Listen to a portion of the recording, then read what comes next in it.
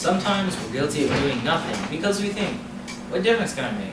I want to help answer that question. I want to introduce you to someone who was once a visitor of the youth group. He's what I like to call the extreme visitor. Some of you may have met our speaker already. He's pretty hard to miss.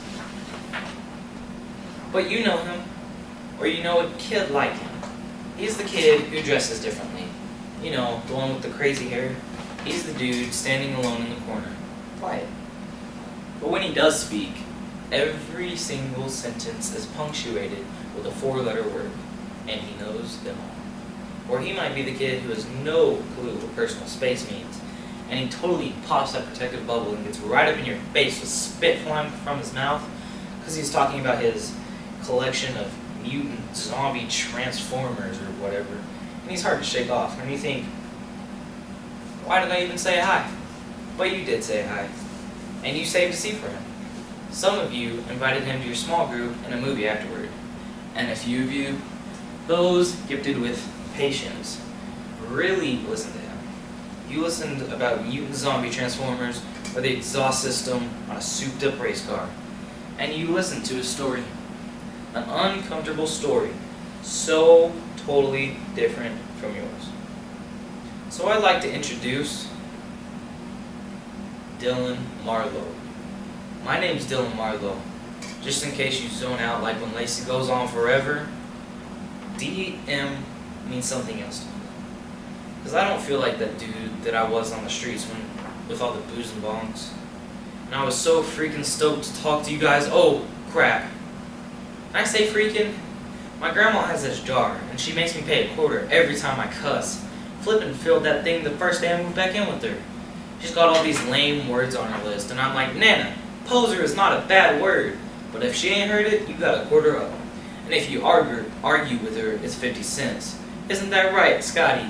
Scotty came over here and told Nana he brought his weed. What'd she make you pay? Like $5 or something? Nana's a pain in the... I almost used a $2 word there. Anyway, she's a pain. But she loves me, and she took me back when I was screwed up. See, my mom took off when I was 11, because Nana wouldn't give her any more money for drugs. I took off from Nana when I was 14. I hated Nana's stupid rules and all of her spiritual stuff. She didn't want me to turn out like Mom, but I did, sort of. I was an alcoholic by the time I was 14. I was living on the streets by 15. I spent my first night in jail on my 16th birthday. Happy birthday to me. So what changed? Well, I was broke. He had the shakes, because I couldn't manage to steal nothing to get a bottle. I couldn't even beg, because no one would make eye contact. You know, you ought to see how fast people can move when someone like me is around. They're like Nana's cat, you know, all calm and talking on their phones, and then they spot the SHK. Stinky homeless kids. And it's, oh crud, I gotta cross the street. They thought I was worthless. I knew I was. I mean, Mom didn't want me, right? Dad took off when I was born. Somehow, I wound up walking down the street in Nana's neighborhood. I don't even know how I wound up there. Guess my feet just went someplace familiar. If you ask Nana, she'll say it was God. All I know is that I was done. I was broke, sick, starving, wandering the streets, and when my feet finally stopped moving, I looked up and saw I was in front of Nana's house. I asked Nana if I could stay a night. She said I could stay forever. Difference made. Nana helped me sober up. She says that the first week she learned a lot of words she's never heard before. That's when the quarter jar was born. I asked her if she was playing the slots with her money. She didn't laugh.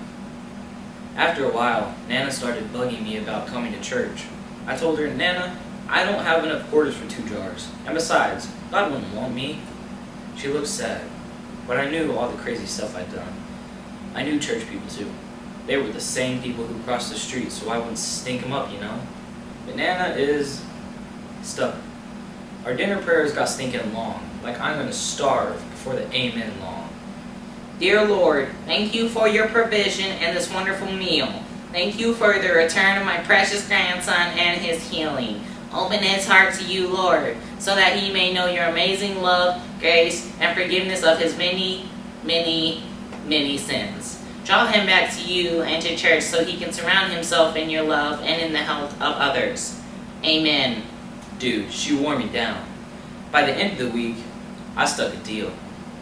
I'd try church if she'd keep a prayer short, as in less than 5 minutes short. So I came. Didn't think anything would come of it. I knew you guys would take one look at me, my Goodwill clothes, my marked up arms, my scars inside and out, and think, worthless. But you came right up to me. I thought, crud, I didn't even make it in the door and they're gonna toss me out on my butt. Nana's gonna kill me. You shook my hand and pulled me over to meet your best friend. I waited to see if you'd wipe your hand on your jeans, like I was dirt. You didn't. Difference made. And you brought over a box of donuts. And when you found out we went to the same school, you asked if I wanted to catch the game on Friday. Difference made. And when I broke down crying at the retreat because I knew this Jesus you guys were so stoked about would never love me, and my totally screwed up past, you didn't freak out. Well, you freaked out a little. But hey, it's totally understandable when some big dude starts crying. You got over it. And I found forgiveness.